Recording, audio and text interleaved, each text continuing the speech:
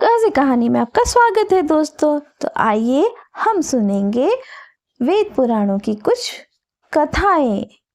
तो आइए सुनते हैं। गरुड़ और सौतेले भाई। कश्यप ऋषि ने अपनी दो पत्नियों कद्रु और विनता के अंडज बच्चों को आशीर्वाद दिया। कद्रु के 1000 सर्प पुत्र अंडे से उत्पन्न हुए। विंता ने कद्रु के 1000 पुत्रों के बराबर बलशाली 2 पुत्र मांगे। सर्प तो जन्म ले चुके थे, पर विंता के अंडे नहीं फूटे थे। व्यग्रता के कारण विंता धीरज खो बैठी।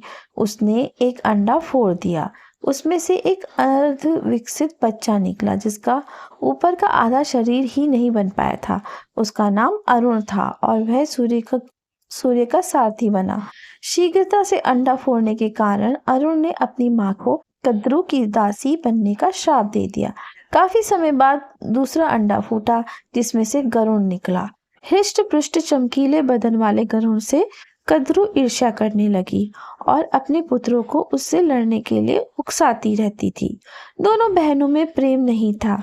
एक दिन कद्रु और विंता दोनों बहनों ने इंद्र के घोड़ों की पूंछ का रंग जानने की शर्त लगी।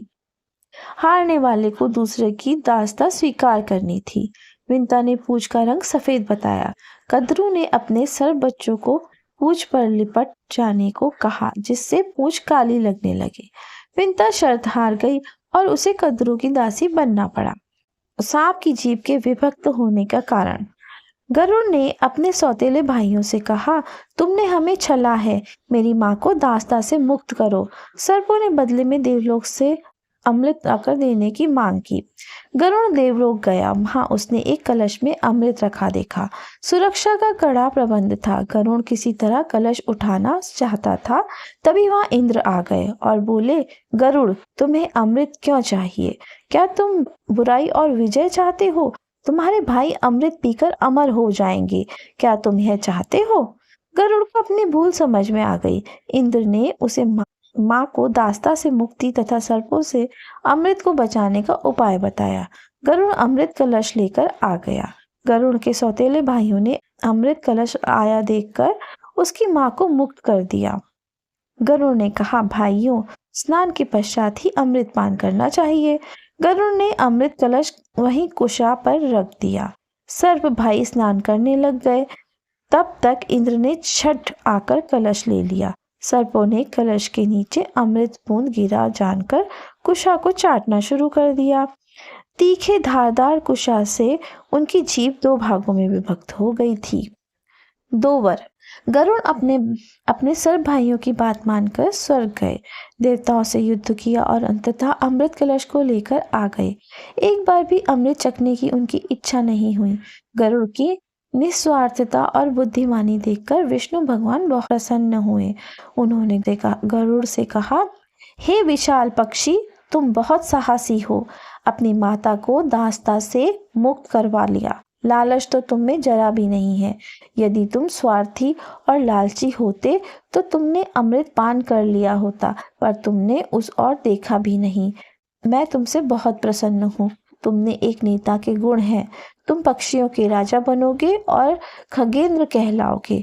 गरुड़ ने कहा, हे प्रभु, मैं आपके सक्षम नतमस्तक हूँ। यदि आप मुझसे प्रसन्न हैं तो मेरी इच्छा पूरी करने की कृपा करें। मैं आपसे वर मांगता हूँ। पहला, मैं सदा आपके साथ रहते हुए आपकी सेवा में रत रहूं, और दूसरा, आपके आशीर्वाद से सर्पों पर मैं सदा विजय प्राप्त करूं। विष्णु ने गरुड़ को अपना वाहन नियुक्त कर दिया और वे सदा विष्णु की सेवा में रत रहे। दूसरी वरदान के कारण ही गरुड़ के सामने सर्पों की सदा पराजय होती है। नंदी का जन्म। शिलाद नामक एक ऋषि थे। उनकी एक अनूठे पुत्र की कामना थी। इंद्र ने उनके सामने प्रकट होकर कहा, शिलाद, शिव की तपस्या करो, वही तुम्हारी मनोकामना पूरी करेंगे। शिलाद ऋषि ने 1000 वर्ष तक शिव भगवान को कठोर तपस्या की, यहाँ तक कि उनकी चमड़ी भी दीमकों ने खा ली थी। शिव प्रसन्न हुए, उन्हें स्वस्थ किया और उनकी इच्छा पूछी। सिर झुकाकर शिलाद ने कहा, महेश्वर, मेरी ऐसी इच्छा के लिए मुझे क्षमा करें, पर मुझे एक अनूठा अमर पुत्र चाहिए। मैं चाहता हूँ वह थोड़ा अलग हो। शिव मुस्कुराए और आशीर्वाद दिया। मैं तुम्हें वर देता हूँ, पर तुम्हें सोम यज्ञ करना चाहिए। शिलाद ऋषि ने यज्ञ किया। यज्ञ की अग्नि से ही एक बालक की उत्पत्ति हुई। उसके 3 नेत्र और 4 भुजाएं थी। वह देखने में एकदम शिव की तरह लगता था।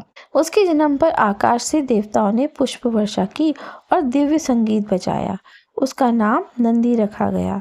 नंदी अर्थात परम सुखदाता। शिलाद जब नदी को घर लेकर आए तो स्वतः उनको उसके 2 हाथ तथा तीसरा नेत्र अदृश्य हो गया। नंदी शिव के वाहन बने। शिलाद का पुत्र नंदी अत्यंत प्रतिभावान बना। उसे शास्त्रों का अच्छा ज्ञान था। एक बार मित्र और वरुण नामक 2 संत आश्रम में आए। नंदी ने उनकी सेवा की, पर उन्होंने जाते समय शिलाद को दीर्घायु होने का आशीर्वाद दिया। नंदी को नहीं, शिलाद चिंतित रहने लगे।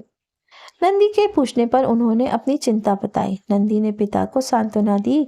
शिव ने जीवन दिया है तो वही रक्षा करेंगे। यह कहकर नंदी शिव की तपस्या में लीन हो गया। नंदी को कठोर तपस्या से शिव ने उसे दर्शन दिए और उसकी इच्छा पूरी करी। नंदी ने कहा, मैं सदा आपके सानिध्य में रहना चाहता हूँ। नंदी से प्रसन्न शिव जी ने उसे गले लगा लिया। उन्होंने उसे बैल का रूप दिया और अपना वाहन बनाकर अपना मित्र और अपने गणों में सर्वोत्तम स्थान दे दिया। तभी से शिव जी के मंदिर में उनके सामने ही नंदी की स्थापना की जाने लगी। नंदी महादेव की सवारी बने और आज भी पूजनीय है। विंध्याचल पर्वत के अहंकार का नाश। एक समय की बात है, उत्तर भारत में स्थित विंध्याचल पर्वत को अपनी शक्ति का बहुत घमंड था। उसने स्वयं को सर्वश्रेष्ठ सिद्ध करने के लिए अपनी ऊंचाई खूब बढ़ा दी। फलतः सूर्यदेव का मार्ग अवरुद्ध हो गया। एक और प्रकाश और दूसरी ओर अंधकार होने से सभी जीव परेशान रहने लगे। देवता भी चिंता में पड़ गए और अगस्त्य मुनि के पास सहायता मांगने के लिए गए। विंध्याचल पर्वत अगस्त्य मुनि का बहुत सम्मान करते थे। अगस्त्य मुनि स्वयं उनके पास गए और उनसे कहा, विंध्य, मुझे दक्षिण की ओर कुछ कार्यवश जाना है।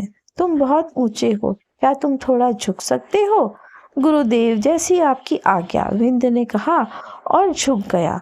अगस्त्य ने कहा, विंध्य, मेरे लौटने की प्रतीक्षा करना। विंध्याचल पर्वत ने ऋषि की आज्ञा का पालन किया, पर गुरुदेव वापस नहीं लौटे। उन्होंने अपना आश्रम दक्षिण में ही बना लिया। विंध्याचल पर्वत आज भी उसी अवस्था में स्थित है और गुरुदेव के वापस जाने की प्रतीक्षा कर रहा है।